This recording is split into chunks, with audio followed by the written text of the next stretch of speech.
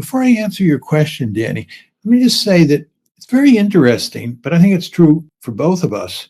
Uh, we're both Americans, both served in the American military. You, of course, much longer than me.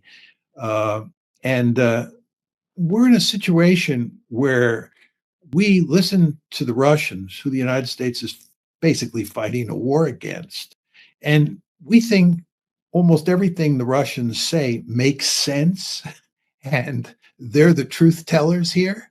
In our own government, the American government is not telling the truth much of the time, and is making arguments that a rational person can't agree with. It's a really very uncomfortable situation to be in if you think about it. 100% agree. It is as bizarre. I like you. I grew up in the Cold War. I mean, I served on the front lines of the Cold War, patrolling against Soviet forces in right opposite what was Czechoslovakia and the DDR at the time. And to now see this seemingly reversed, it's hard for me to get my hand around.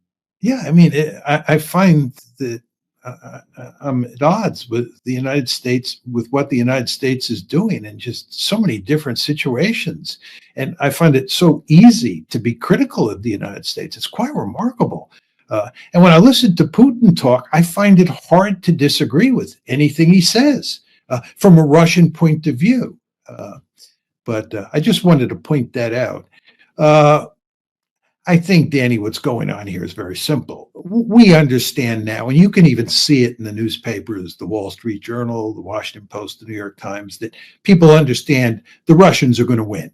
Uh, Nobody's sure what that victory is going to look like. It's going to be an ugly victory, but it's going to be a Russian victory. The Ukrainians are going to suffer a humiliating defeat, and NATO and the West and the United States are going to suffer a humiliating defeat. So the question you then have to ask yourself is, how will we respond to that situation? And we will double down. We will not accept defeat. We will look for ways to get back at the Russians and do everything we can to undo their ugly victory. And of course, the Ukrainians will do the same thing, right? The Ukrainians are never going to accept this defeat, and they'll be looking ways to get back the territory that they've lost, including Crimea. And we, of course, will be in cahoots with them. And the question is, what happens then?